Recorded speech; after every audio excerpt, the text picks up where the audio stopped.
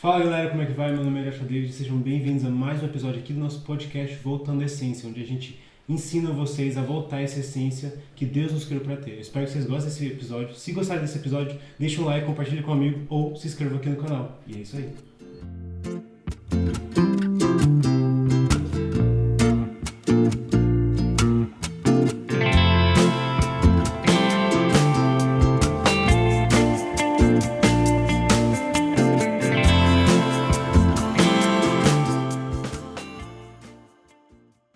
Sejam todos muito bem-vindos e neste episódio nós vamos hoje tratar de dois temas muito importantes para qualquer pessoa.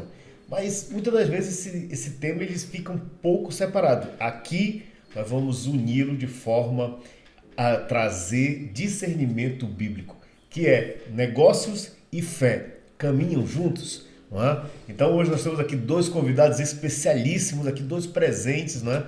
Ramiro Zambuja e Fernando Silva, sejam muito bem-vindos. Ramiro, seja muito bem-vindo. Já o Ramiro, que é empresário, investidor, também um dos líderes globais do CRI, vai já falar para a gente aqui na Europa, não é? E Ramiro, diz para a gente então como é que tem sido a tua experiência como um empresário e cristão também aqui na Europa. Que felicidade estar sentado nessa mesa. A gente sempre olha do lado de lá da câmera, fica olhando, né? É uma expectativa gigante e poder estar com essa família maravilhosa, essa família que cuida dos valores, dos princípios, que entregam de verdade conhecimento, que entregam a experiência, né? E que vivem a intensidade. Que lindo ver pai e filho juntinhos, criando conteúdo de qualidade e podendo levar para nós, né? Do outro lado da tela, tanta informação que enriquece o nosso dia a dia, que enriquece as nossas empresas e, sobretudo, a nossa alma e o nosso espírito. Então, Joshua, parabéns pelo pai, parabéns pelo líder que você é. E para mim é uma honra muito grande estar aqui nos estúdios hoje, estar gravando um pouquinho de conteúdo, entregando um pouquinho do que a gente faz, né? E sim, na condição de empresário, desfrutar de uma comunidade como é o CRI, né? Poder desfrutar de uma companhia que goza dos mesmos princípios, que trabalha com os mesmos propósitos e poder criar uma comunidade que seja capaz de crescer, né? Com a filosofia cristocêntrica, aonde a gente possa estar associando, né? As expectativas e o árduo desafio de ser empresário. Exato. Com o ministério. Então, é algo muito interessante, né? E dizer que o tema é extremamente conectado, negócios e fé, né? Eu acho que é o princípio, né? E a essência do empresário é ter fé. Ninguém sobrevive se não tiver fé, primeiro em Deus e segundo, fé no que a gente se coloca à disposição do início da manhã ao final da noite. Exato. Que é acreditar no sonho de empreender, né? Que vai muito além do que as pessoas possam conectar, porque ser empresário é ter uma comunidade, ser empresário é ter um ministério, onde você tem a responsabilidade de cuidar de ovelhas de forma diferente. Exato. Que é o seu colaborador, que é o seu fornecedor, que é o seu cliente. Portanto, ser empreendedor, ser empresário, partir do princípio que é exatamente o que a Bíblia manda nós fazermos. Né? Tem tantas passagens, mas eu gosto muito da passagem da sementinha. Sim. Né? Deus dá semente, uns comem, outros guardam, e há aqueles, né, empresários que plantam, cultivam, Exato. Cuidam, colhem e devolvem para o reino. Não a sementinha que ganharam, mas a resposta dela, que é a colheita. Então, Exato. ser empresário é conseguir ter esse consenso, ter essa ousadia, de ter iniciativa, de ter compromisso com aquilo que Deus nos deu, com aquilo que Deus nos colocou nessa terra para cumprir, né? Que é um chamado que vai muito além da expectativa de lucro e resultado financeiro. É a concepção de um legado. Portanto, há diferença, né? Há um mistério que tem que ser sempre desfrutado quando você se coloca à disposição de estar e ser empresário, eu acho que a gente ganha uns degrauzinhos de acesso ao céu, porque houve a ousadia, houve o princípio, né, do semear, e houve o tempo de cuidar para poder colher. E muitos não entendem isso, né? Exatamente. Ramiro, muito bom o teu posicionamento. E antes de nós continuarmos, né, para o pessoal que está assistindo aqui pela primeira vez, além de empresário, você também é um dos líderes do CRI Global, né? Você é um dos líderes aqui na Europa. Fala para a gente um pouco sobre o que é o CRI, o que significa os cristãos empreendedores. Jorge, fantástica pergunta, porque nós tivemos um evento agora há alguns dias atrás e a gente foi pego nos corredores e as pessoas perguntavam, mas afinal, agora eu entendi o que é o CRI. Porque quando você fala CRI, vai para a característica de marketing, né? De criação, as pessoas têm uma expectativa de criação. Não deixa de ser, né? Mas o CRI é justamente um movimento, né, de cristãos empreendedores. Isso que significa o nome CRI, Cristãos Empreendedores, que juntos propõem-se a construir uma comunidade para que haja troca de experiências, capacitação, né, troca de um movimento de business, né, e que é um ministério completamente diferente. Nós temos a proposta cristocêntrica, mas nós exercemos na prática, né, um movimento negocial, onde a gente trabalha algo que vai muito além do que se propõe somente o sentar no banco da igreja. Exato. A gente exerce a proposta, né, de implementação de políticas e princípios dentro do dia a dia do empresário como pessoa, ou seja, os princípios que ele precisa levar para além do processo negocial. Os princípios como homem, como mulher, princípio como pai, né? Princípio como pessoa da comunidade. Então, o que um empresário que acredita, né, de maneira efetiva nos princípios bíblicos, como ele deve se portar na sociedade, como ele deve fazer a sua participação negocial, como que tem que ser a relação dele com o trabalhador, e como é, sobretudo, a participação dele como homem e mulher, pai, filho, né? e como integrante da comunidade. Então, tudo isso passa pela proposta do CRI. Então, o CRI é uma comunidade onde a gente entra por uma porta e sai transformado pela outra. É um movimento realmente de crescimento conjunto, onde fazer negócio todo mundo ganha, né? Mas é o ganha-ganha. É o ganha-ganha, porque geralmente numa mesa negocial um precisa perder para outro ganhar. Exato. E o CRI mostra que não. Não, todos exatamente. podem ganhar. Todos podem ganhar. Então isso é algo que só vivendo o CRI, só estando com a gente, só vivendo essa vibe que pode entender na prática o que significa ser CRI e estar no CRI. Excelente, né? E a gente falando aqui da comunidade que é o CRI, né? A gente tem aqui um partner da CRI e o presidente do Conselho Consultivo da InPartners aqui com a gente, né? O Fernando. Fernando, por favor, se apresente aqui pra gente. Muito obrigado. É um grande prazer estar aqui com estes ilustres, antes de mais, amigos que fizeram o favor de me convidar. Eu faço parte da InPartners Group como presidente do Conselho Consultivo e hoje posso dizer que também sou um partner do CRI. O CRI é não só um caminho, como dizia aqui há pouco o Ramiro, mas também é uma fábrica de oportunidades para quem mais necessita e quem necessita de inspiração. Foi o que aconteceu num grande evento, num ilustre evento que aconteceu no fim de semana passado e que teve uma repercussão que eu próprio fiquei admirado em várias partes do mundo, recebendo aplausos imensuráveis, que é uma coisa que me deixou bastante satisfeito.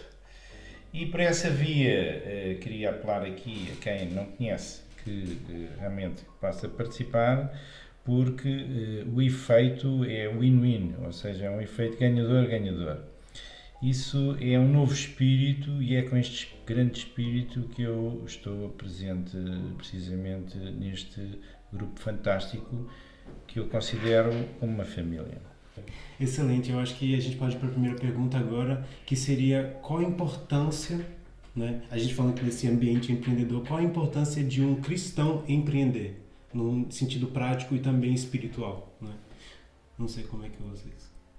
Vamos a isso. Posso eu responder? Força! Relativamente à sua pergunta, que é desde já uma excelente pergunta, cada um de nós tem, digamos, a sorte de ter a sua vocação mais afinada ou para um ramo ou para outro ramo e nas mesmas circunstâncias há pessoas que têm mais dificuldades. Ora, nós neste caminho temos que ajudar quem precisa e se nós somos bafejados para a sorte de conseguir estar presentes no mercado dos negócios, há quem tenha mais dificuldades. E é precisamente nesse aspecto que nós devemos ajudar o próximo.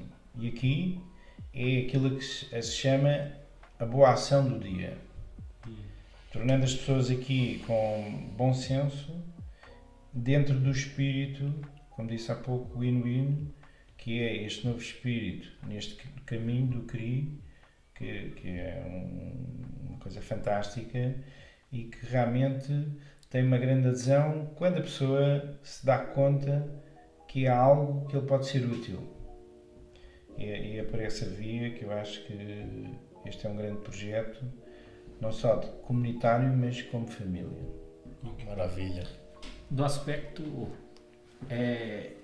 recentemente eu fui perguntado em um outro ambiente, por outra motivação, por que as pessoas de bem precisavam participar da política. E eu responderia a mesma coisa, porque os cristãos precisam empreender ou devem se tornar empresários. É porque se o bom não ocupa esse espaço, o ruim vai ocupar. E nós precisamos, de fato, ocupar esse espaço, porque é um espaço abençoado. Nós temos que semear a boa semente. Nós temos que, de fato, ocupar espaços em todos os lugares da comunidade. Nós deixamos, no passado próximo, de ocuparmos posições em locais que a sociedade necessitava de pessoas boas e os ruins ocuparam esse espaço. Isso acontece nas empresas, isso vai acontecer também nos negócios. Toda vez que as pessoas de bem deixarem de fazer o seu papel, aí então o mal vai ocupar esse espaço. Toda vez que você faltar como pai em casa, o amiguinho que faz besteira vai ocupar esse lugar. Exato. E nas empresas, nos negócios, é exatamente isso. Então, é desafiador a posição de empresário, é desafiador a posição de político, é desafiador a posição de pastor. Sim. Mas se as pessoas não ocuparem esse espaço na comunidade, com toda certeza deixaremos brechas para que aqueles que têm outras intenções assim o façam. Portanto, nós temos que estar ocupando esse espaço, contagiando esse espaço com energia, contagiando esse espaço com palavra, contagiando esse espaço com o nosso propósito, que é semear de fato aquilo que nós acreditamos, as nossas crenças, os nossos valores e ocupar essas posições de maneiras efetivas. Nunca esqueçam disso. Só o mal ocupa o espaço que nós deixamos. Então, se nós pudermos, na condição de cristãos, estar estando competitivo, estar nos colocando nessa posição, nós estaremos fazendo o nosso compromisso e aí sim, estaremos colocando em prática tudo aquilo que a gente aprendeu, que é de fato, ide, vão e ocupem. Isso está muito claro. Exato, é uma passagem bíblica, exato. Quando Deus fala para os discípulos, vão e façam. Isso serve para todo empresário de bem, para todo aquele que tem uma boa ideia, aquele que tem sonhos, vão e façam. Porque se vocês não fizerem, alguém vai fazer. Em qualquer lugar da nossa vida. E no mundo empresarial não é diferente, é Ctrl-C, Ctrl-V. Exatamente. Vão, façam e não tenhais medo. Isso aí. É confiança. Exatamente. É fundamental nestas coisas. Verdade. É o tema do nosso bate-papo, né, Fernando? Exatamente. É com fé. É com fé e digamos que é um caminho que todos poderão percorrer sem receios e seguramente terão os seus objetivos alcançados. Eu acho que é inclusive o princípio do sucesso, a fé. Sim. Porque o Fernando deve ter muito mais experiência para nos contar aqui de tudo que ele viu, que podem ser boas ideias, mas quando você coloca em prática, dificuldades virão, né? Com certeza. Tempestades virão, principalmente no mundo dos negócios. E se você não tiver fé no teu projeto, não tiver fé no teu sonho, não tiver fé na tua capacidade, aí então o projeto provavelmente vai ser falido. Mas se tiver fé é o que faz empresas centenárias. O velho mundo me mostrou isso. Você, no Brasil, por ser um país muito jovem, da onde a gente veio, empresa com 10 anos é empresa velha. Exato. Aqui, empresa nova tem 50 anos. Na verdade, aqui, na verdade, aqui uma empresa com 10 anos que é considerada começa a ser uma empresa. Antes é uma startup. É uma startup, não é? E isso é fé. Exato. É fé que transcende gerações. Exato. Então, a gente está tão acostumado com a tecnologia que tudo muda o tempo todo, Sim, né? sim, que as sim. coisas não perderam a essência, perdeu o valor, né?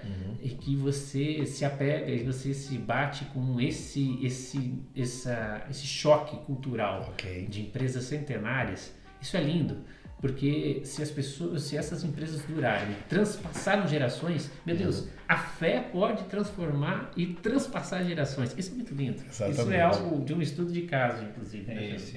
Uma coisa interessante que eu ouvi esses dias agora foi a história de uma empresa aqui portuguesa de 300 e poucos anos, que passou de família para família produzindo azeites, não é? Azeites, vinhos também, né, que é muito cultural aqui, mas eles acabaram realmente se fortalecendo no mercado de azeites.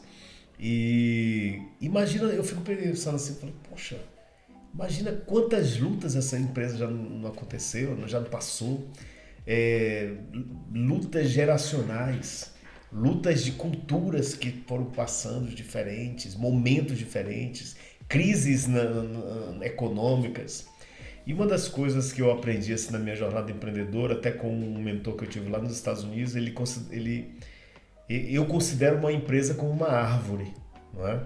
Uma árvore, ela precisa ser semeada, ela precisa ser regada, ela precisa ser cuidada ainda quando está pequena, não é?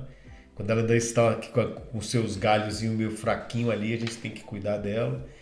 E a maioria das árvores, elas não resistem ao primeiro ano. Não chegam nem à primeira poda, não é? Mas a árvore, quando ela chega numa idade jovem ainda, talvez ali, vamos colocar 1 metro, 1,5 metro, ela já começa a se tornar frutífera, né? Ela já começa, algumas árvores conseguem dar os seus primeiros frutos no primeiro ano. Esses frutos, eles podem se multiplicar em outras sementes, em outras árvores, em outras empresas, em outros negócios, em outras fontes de lucro, outras fontes econômicas, outras fontes de libertação, porque eu considero que, na verdade, as fontes de lucro das empresas são instrumentos de libertação, não é? E essa árvore, quando ela alcança a idade de maturidade, ela pode oferecer para o dono sombra, ela pode oferecer frutos, ela pode oferecer cura através das folhas, através do caule, né? Não sei se vocês sabem que existem muitos tratamentos, né? Através do caule, enfim, chás, aromaterapias. E essa árvore, ela pode oferecer tudo isso não apenas para o proprietário, não apenas para o dono. E o oxigênio, que é uma coisa Exato, isso que eu ia chegar, exatamente. Ela pode oferecer vida, né? Oxigênio para toda a família que fica embaixo daquela sombra, da sombra daquela árvore. Não é? Só que, infelizmente, às vezes, quem plantou a árvore vai passar para o próximo tempo. As árvores são mais longínquas do que os homens. Já dizia a Bíblia, já diz a Bíblia, não é? As árvores, elas podem permanecer por gerações. E o que acontece? Depois que o semeador talvez passou para o próximo nível, vale agora então o filho ou a família cuidar daquela árvore. Mas infelizmente nem sempre é assim. Nem sempre as pessoas vão ter o mesmo carinho de cuidar daquela árvore, de cuidar daquela empresa, de cuidar daquele negócio, como o fundador, como o founder, né?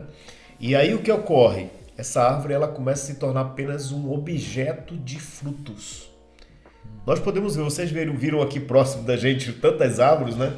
Nós temos aqui ao lado... Frutos fantásticos. Nós temos aqui ao lado de casa uma oliveira que é quase uma coisa de Guinness Book. Eu vou até ver isso, porque ela tem quase... 3 metros quase. Não, muito mais, porque ela ultrapassa uma casa de 3 andares.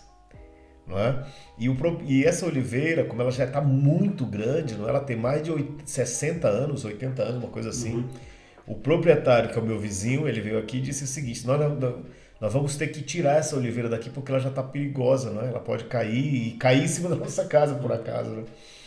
Mas ele conseguiu alguém para receber essa oliveira. Então vai ter todo um trabalho de retirada dessa árvore, que muito grande. O editor vai colocar inclusive uma foto aí para vocês verem. Né? Vai tirar essa oliveira, e oliveira geralmente elas não alcançam esse tamanho todo, né? Mas e vai colocar em algum outro lugar de alguém que recebeu. Imagina só quanto tempo essa oliveira pode dar frutos, não é? E eu acho interessante o seguinte: durante algum tempo, quando eu queria ser fazendeiro, né? Nós temos aqui também um future farm, daqui a pouco nós vamos falar. Eu pensava em ser um fazendeiro de uvas, porque eu acho muito bonito, né? A questão das plantações de vinhas. É uma plantação bíblica, não é? E embora o fruto da uva, o suco, o vinho é muito mal interpretado às vezes, não é? Mas depois que eu conheci a história da oliveira, dos azeites, agora eu estou com um desejo no coração de me tornar um fazendeiro de oliveiras, de produção de azeite, imagina só, né? Agora veja bem, se nós trazemos isso para a realidade de uma empresa, de um negócio, né? As pessoas veem uma empresa apenas como uma placa, um CNPJ, não é? Uma fonte de emprego. Mas uma empresa, ela é muito mais do que isso. Uma empresa, ela deixa de ser só a ação de um dono. Sim, mas aí você está a falar de empresas com alma. Exatamente. Empresas com alma deixam de ser... Na verdade, as empresas, elas até transcendem o próprio fundador, até o próprio dono, não é? Eu assim, tenho um empresário brasileiro que eu admiro muito, vocês conhecem, que já passou para a próxima eternidade, que é o Silvio Santos. E o Silvio Santos, ele construiu as empresas dele com alma, não é? Todos nós podemos ver que tanto o SBT é um canal diferente, as empresas de cosméticos dele tem uma coisa diferente. E é uma coisa tão interessante que depois que o Silvio Santos partiu, ainda assim a empresa continuou tendo aquele semblante, aquela alma, alimentando tantas famílias. Não? A empresa pode alimentar tantas famílias, pode dar cobertura de sombra para tantas famílias. Então, quando o Ramiro estava falando sobre o CRI, eu me identifiquei muito com esse movimento global que é o CRI, porque nós não estamos falando daquela ideia maligna da sessão da tarde de que o empresário era o bandidão, né? O poderoso chefão, exatamente. Que o empresário, nas novelas da Globo, todos os empresários eram o bad guy, né? Era o vilão, era o cara que tinha muito dinheiro, andava com muito de carrão, ostentando, tinha casos, amantes. Na verdade, isso é um grande de uma mentira, porque o empresário é que sabe. Eu tive uma conversa com um empresário agora recentemente, ele falou bem assim: Joshua, eu estava entre a cruz e a espada financeiramente, eu orei, Deus mandou a provisão para me pagar minha folha de pagamento, mas o último funcionário da folha de pagamento eu não consegui pagar. E sabe quem era esse funcionário? Eu mesmo. Não é? Então, o que acontece tantas as vezes que os empreendedores passam por isso, calado, não é? Os empreendedores não estão aí, a gente não vê um shorts, um reels na internet, o cara dizendo assim: não, hoje eu estou vermelho. Não é? verdade. Você vai ver aí na internet empreendedores dizendo o seguinte: eu tô de Ferrari, eu tô viajando para Dubai, eu tô isso, aquilo outro. Existe, lógico e evidente, alguns momentos que o empreendedor vai realmente usufruir do fruto do seu trabalho. Mas isso leva-nos a uma reflexão maior, que é a reflexão da resiliência. Todo empresário que não é resiliente, porque vai ter muitos momentos na folha vermelha em que chega a sua vez de receber e não recebe. E em vez de ter um Ferrari, só tem um mini Ferrari. Que é o carrinho pequenino lá em casa. Aquele pequenininho, né? Exato.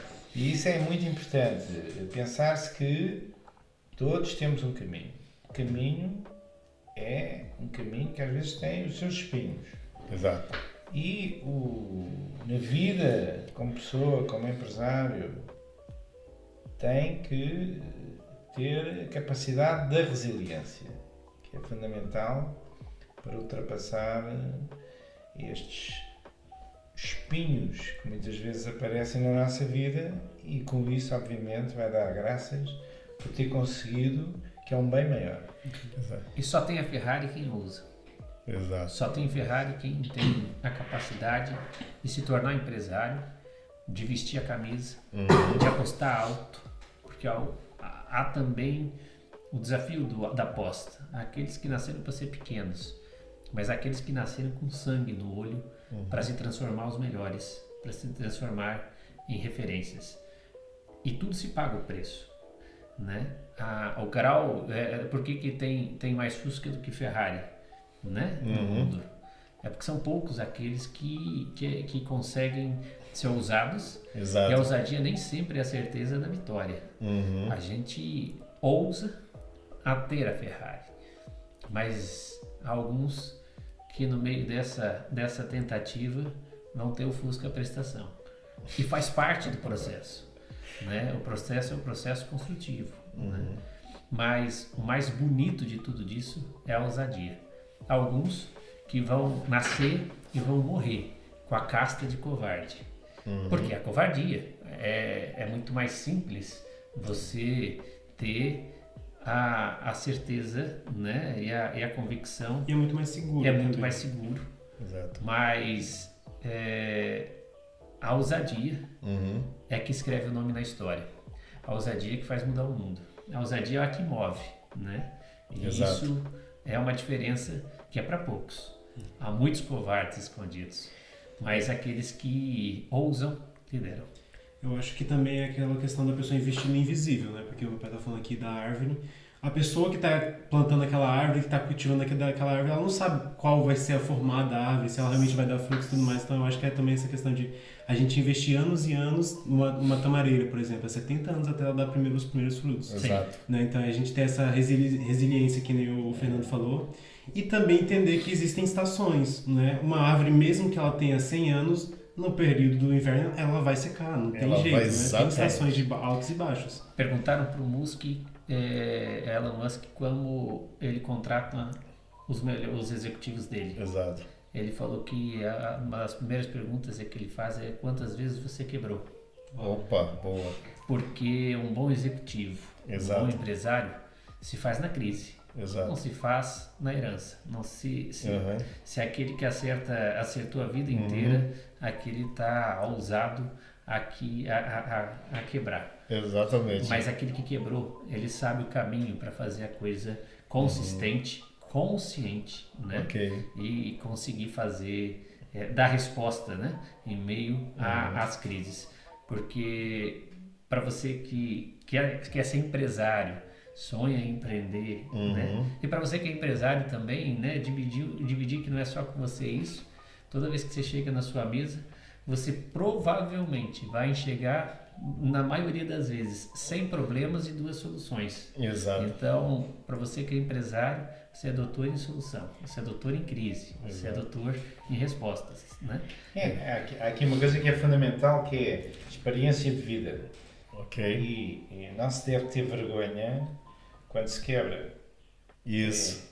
Deve ser capacidade de perceber o que é que aconteceu e ultrapassar essa mesma barreira. Eu vou dar um exemplo. Nos Estados Unidos, quem quebra, como estava a dizer, não é associado a algo muito negativo. Muitas vezes é associado a uma pessoa com mais experiência, com mais capacidade para poder ultrapassar aí a próxima etapa. E isso é um preconceito, por exemplo, que existe muito, sobretudo na Europa, Sim. que quem quebra uma vez no Brasil também. já não tem a mínima hipótese. No Brasil também tem isso, tem um pouco essa cultura. Obviamente, ninguém deseja quebrar, mas caso aconteça, tem que se manter dentro desse espírito, nesse caminho e continuar a ser resiliente, porque seguramente vai ser melhor do que o que foi. Exato. Já Fernando, tem essa experiência. eu estive uma vez uma oportunidade de fazer uma pergunta para uma grande investidora em Israel. E Israel, se vocês não sabem, hoje, e eu gosto sempre de falar sobre isso, Israel é com certeza o país que mais cresce no empreendedorismo no mundo.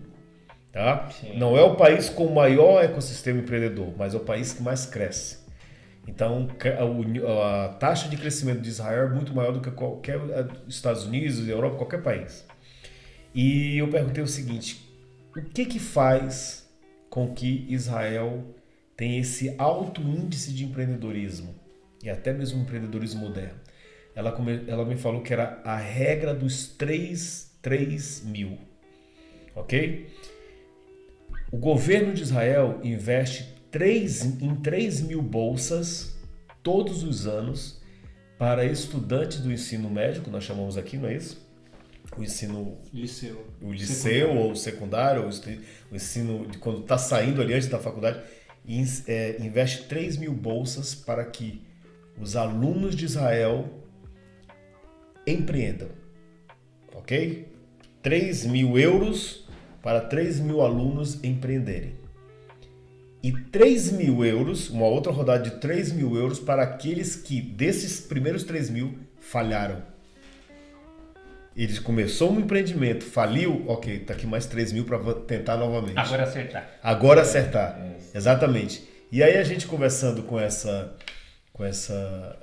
investidora, né, que representa um grande fundo de investimento, daqui a pouco o Fernando vai falar para a gente também sobre isso. Eu disse, e o que um venture capital como vocês procuram num negócio? Ela falou, nós não procuramos negócios, nós procuramos o empreendedor. Porque é esse empreendedor que nós vamos investir. Nós não investimos em negócio, nós investimos em pessoas. E essa história é tão interessante que eu conheço um empreendedor que ele faliu vários negócios, foram 6 ou 7 negócios, tentando. Não é o Ramiro, não. Hã? Não é o Ramiro. Não. Mas veja com atenção, o palco está montado. Exato. Aí convida o ator. Exatamente. Quando você não tem palco, tudo é muito difícil. Quando você tem um palco, que é uma mão que lhe dá Exato. segurança, aí você lança-se sem medo. Eu escutei, coincidentemente, no evento que eu tive a honra de vê-los palestrando, um palestrante que dividiu o painel com os senhores. Ele é presidente da Câmara de Comércio de Portugal e Israel, Dr. Santiago Neves. E ele falou uma coisa de Israel que me chamou muita atenção na palestra de vocês. Ele disse que Israel cresce porque ela está o tempo todo em crise. Ela o tempo todo está sendo ameaçada, ela o tempo todo está em guerra.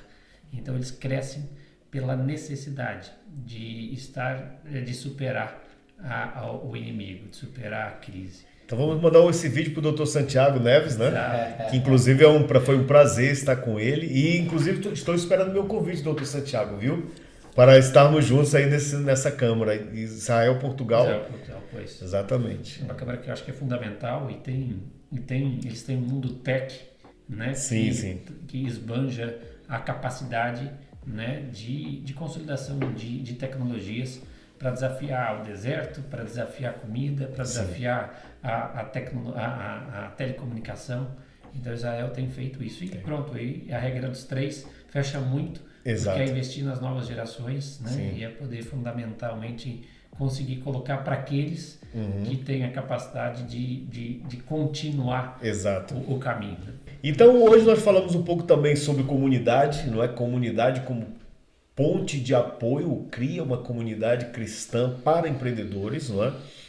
E falamos também um pouco sobre a Câmara de Comércio Brasil, Portugal e Israel, não é? E vamos falar também então um pouco sobre o que são fundos, não é? Fundos de investimento, que é real. Nós temos hoje aqui um maestro, um grande mestre da área de fundos. Para mim é um prazer, assim, é uma realização de sonho estar hoje com o Fernando aqui, que já realizou tantos grandes projetos. O que nós temos realizado ainda é uma poeira do deserto, né? Fernando, fala pra gente então um pouco sobre o que são os fundos empresariais. Os fundos são aplicações financeiras que se dividem e podem ser abertos, fechados ou mistos.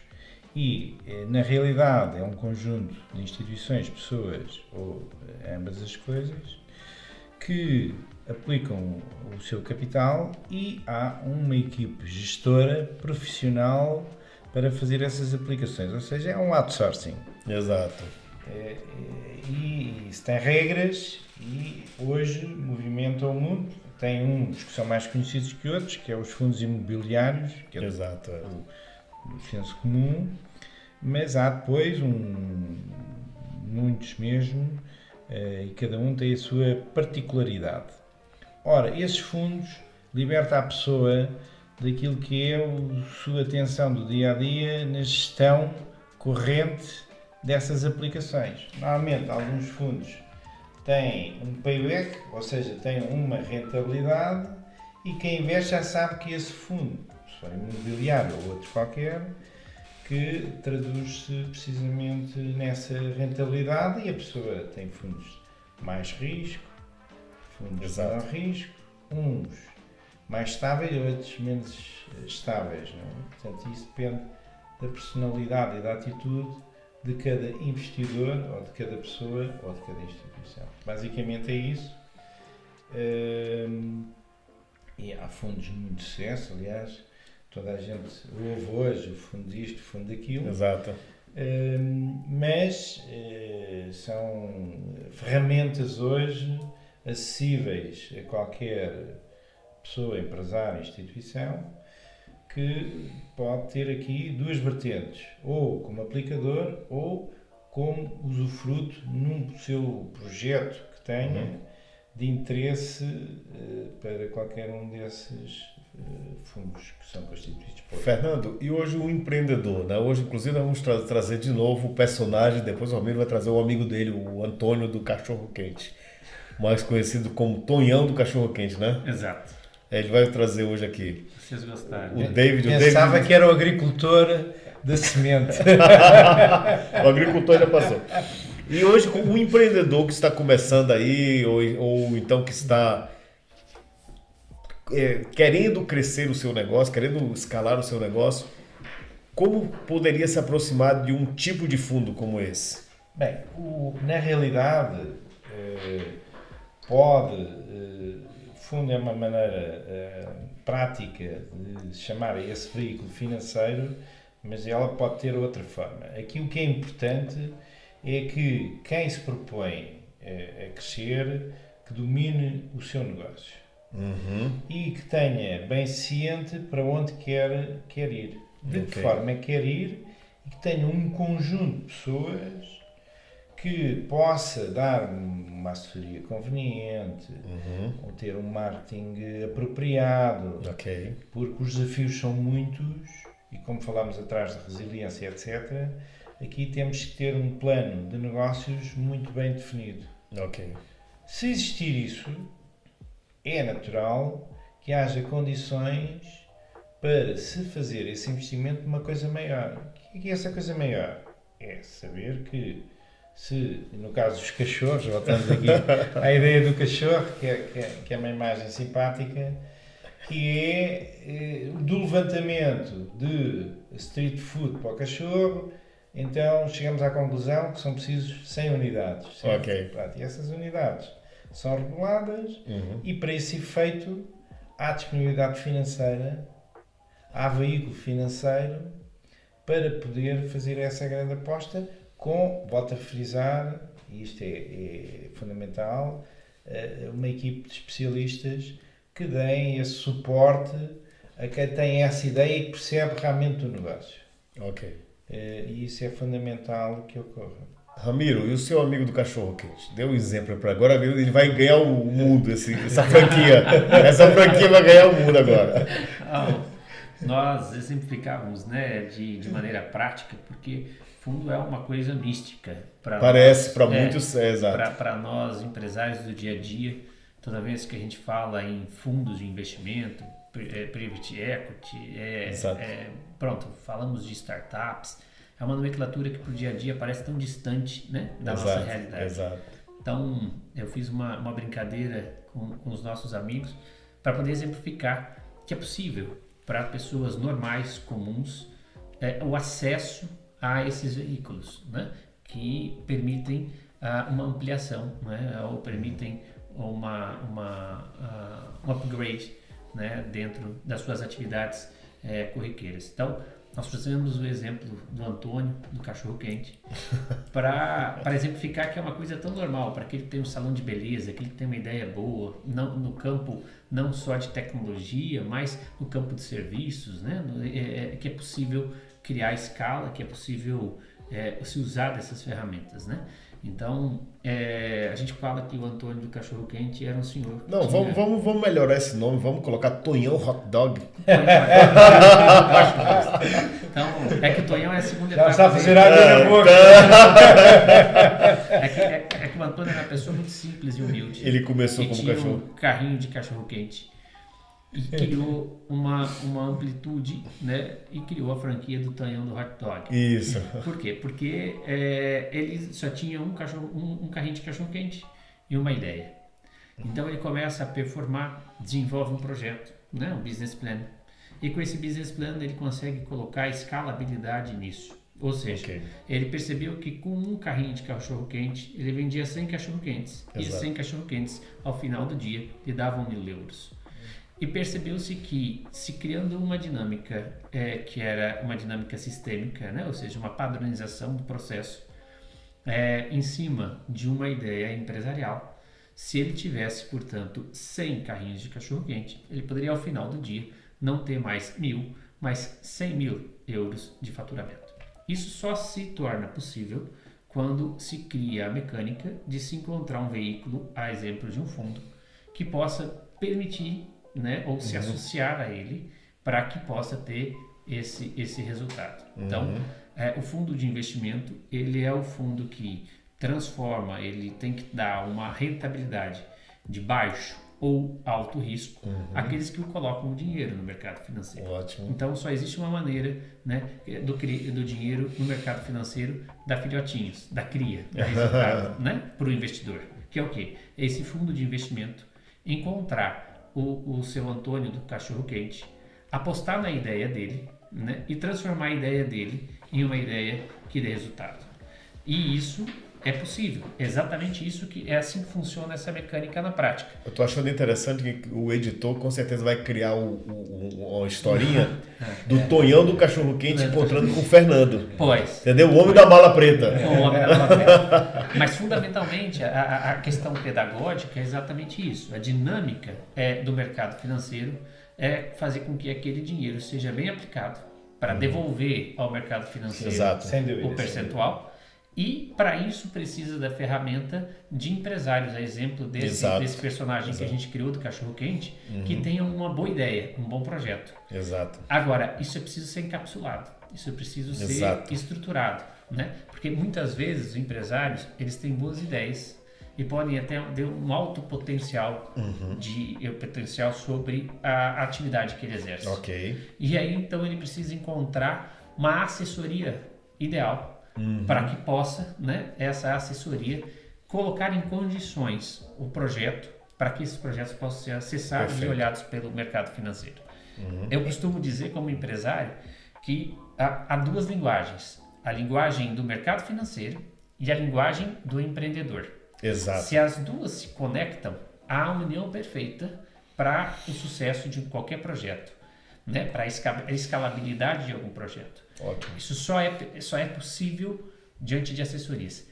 O mercado que mais me impressiona de falar disso, e para eles é uma coisa tão simples como comprar pão na esquina, que é o mercado americano, Sim. que isso é algo normal. Lá é mais difícil falar de empréstimo, mas é muito mais fácil você escutar empresário falando de fundo de investimento. Exato. Por quê?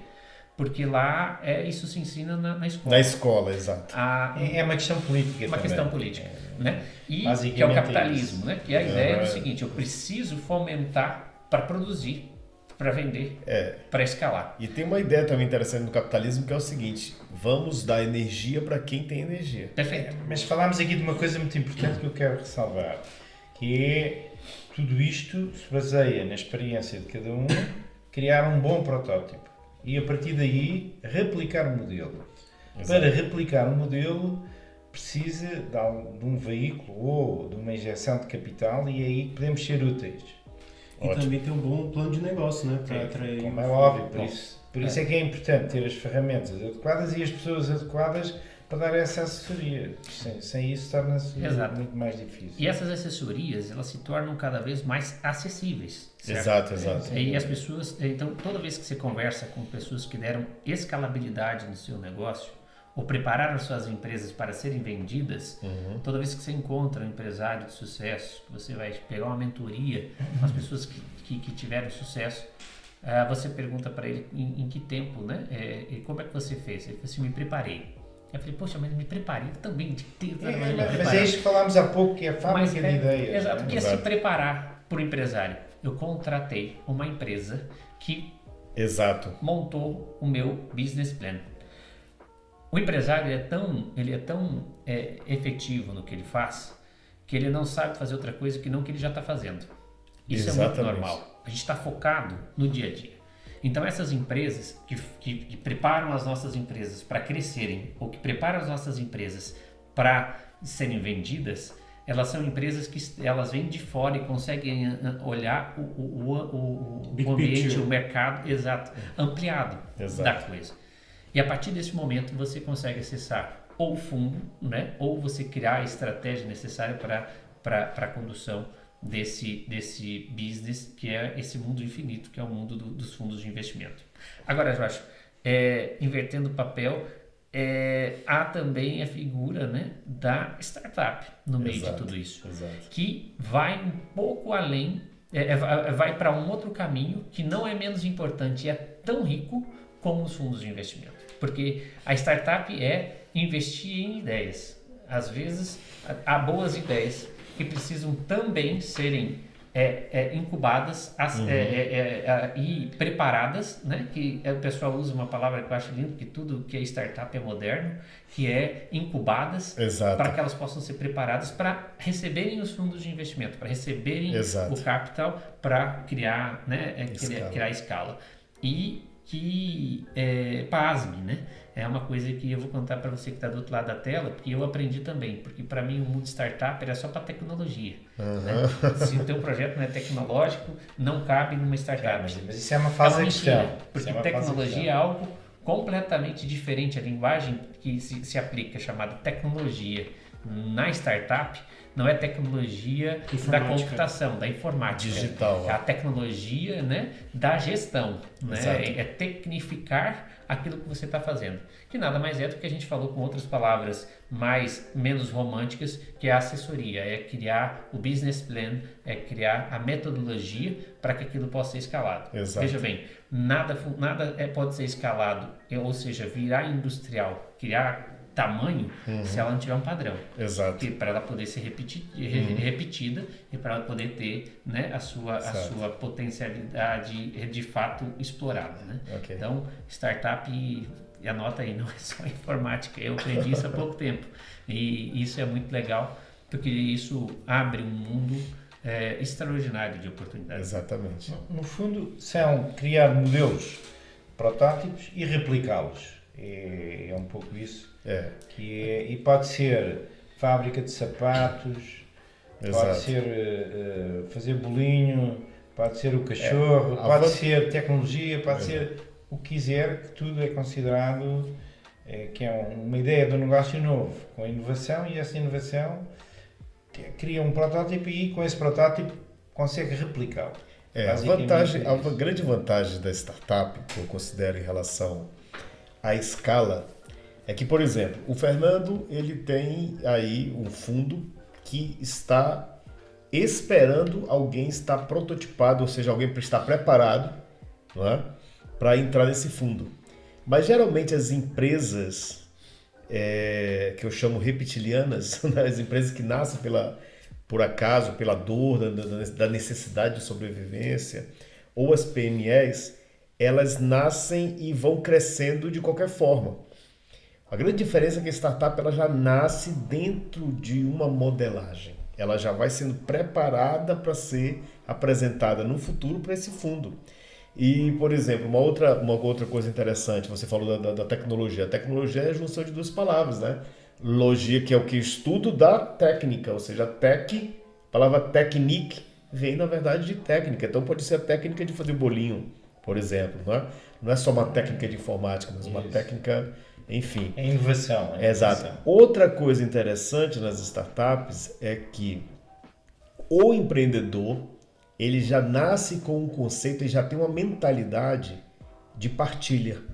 Por exemplo, o empreendedor de startup, ele tem mais facilidade de partilhar a sociedade, o cap table, né, como nós chamamos, ou seja, a parte da empresa, ele tem mais facilidade do que o empreendedor tradicional. Tem empreendedor tradicional que você diz assim, olha, eu vou ficar com 5% da tua empresa. O cara, é melhor matar ele do que... entendeu? E o interessante é o seguinte, no conceito... meu e só meu.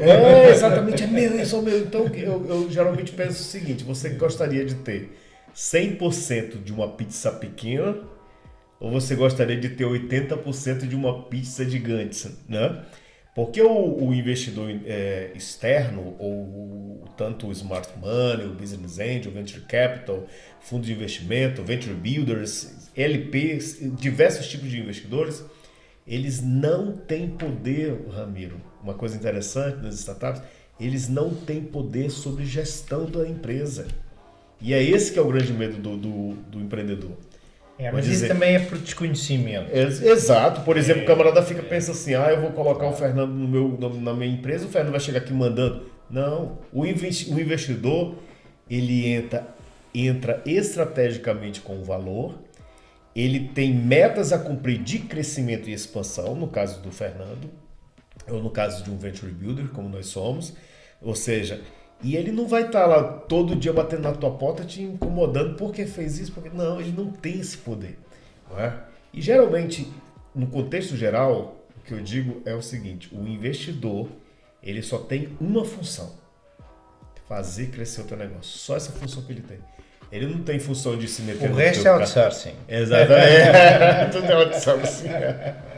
Exatamente. Então, o que eu considero é exatamente isso. As startups elas já têm uma modelagem preparada para um investidor. A PME, não, ela tem uma modelagem preparada para dizer assim, essa vai ser a sobrevivência do empreendedor. Então, ele fica preso ali num teto. Não é? E Portugal, felizmente, é considerado um hub enorme. Sim.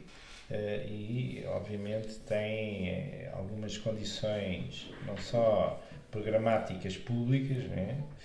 Mas também algumas condições naturais para se tornar um bom hub de desenvolvimento, quer a nível geoestratégico, quer a nível geotécnico.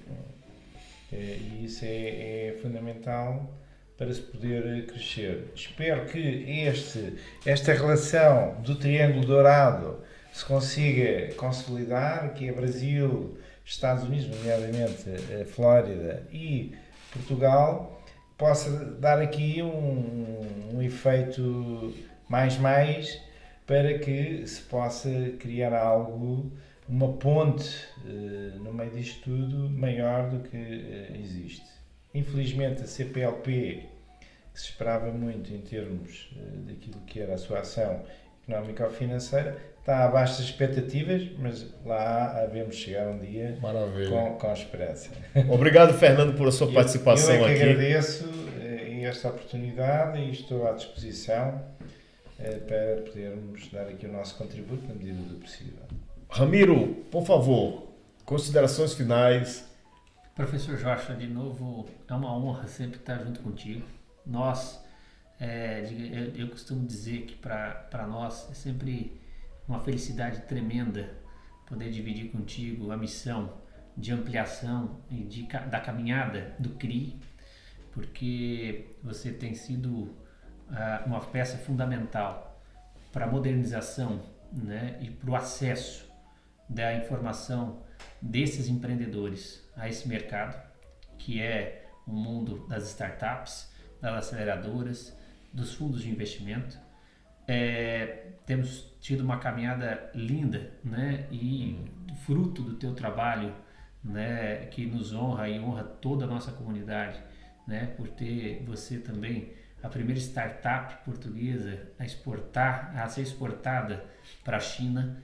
Isso é algo que é um marco histórico, que permite que a gente possa também ter fé, ter esperança no crescimento, né, desse mercado a partir de Portugal, mas não só de Portugal, mas de todos os nossos irmãos que vão estar conectados a isso, né? Temos um desafio muito grande da aceleração das empresas, né, dessa nossa comunidade, que são empresas sadias. E quando eu falo empresas sadias, são empresas que têm grandes empresários, grandes empreendedores, né?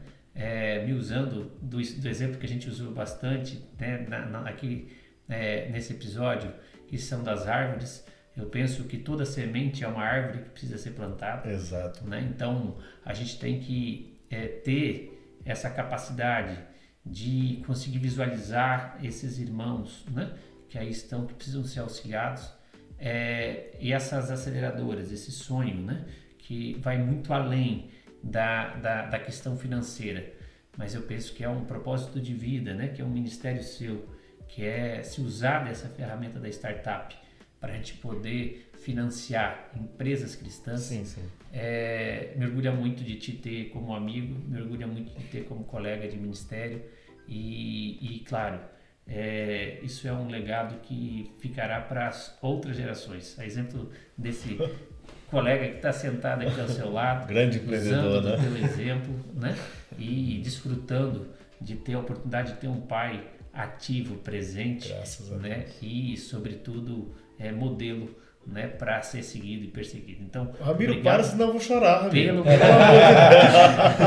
obrigado pela oportunidade mesmo. Para nós é uma felicidade gigante, Joshua, poder estar aqui hoje e conversando um pouquinho desse assunto, né? Não, para mim e para nós aqui realmente é uma grande honra, um presente. Eu disse para vocês, a vinda de vocês até aqui, que não é tão simples, mas é possível. É um presente para nós, para realmente vir somar um pouco mais aqui nesse podcast, voltando à essência, né? Onde nós tentamos mostrar no meio de um mundo que vivemos, tão conturbado, tão difícil de se encontrar um caminho mais coerente, não é? Não estamos falando nem de religião, estamos falando de caráter, de padrões morais, não é? Nós vivemos em um mundo hoje em que as pessoas estão adotando mais bonecos de plástico do que gente, amando mais animais do que pessoas. Então, eu acho que realmente é um pingo dentro desse mar, mas é o nosso pingo que nós queremos dar de melhor, de poder pelo menos, vamos voltar à essência também dos negócios, por que não? Não é? Os negócios são e sempre foram desde o princípio da humanidade, desde da saída do Éden, né? Os negócios sempre existiram e por que não negócios embasados nos princípios e valores de Cristo, né? Então, vocês fazem parte dessa história. Muito obrigado. Para a gente foi fantástico ter vocês aqui. E esperamos que tenhamos outros encontros como esse, viu, Fernando? Com certeza. Ramiro, vocês são históricos aqui pra gente. Muito obrigado. Muito obrigado. Nós agradecemos. Gente, esse foi o nosso episódio de hoje. Se gostaram desse episódio, dê um like, compartilhe comigo ou se inscreva aqui no canal. E é isso aí.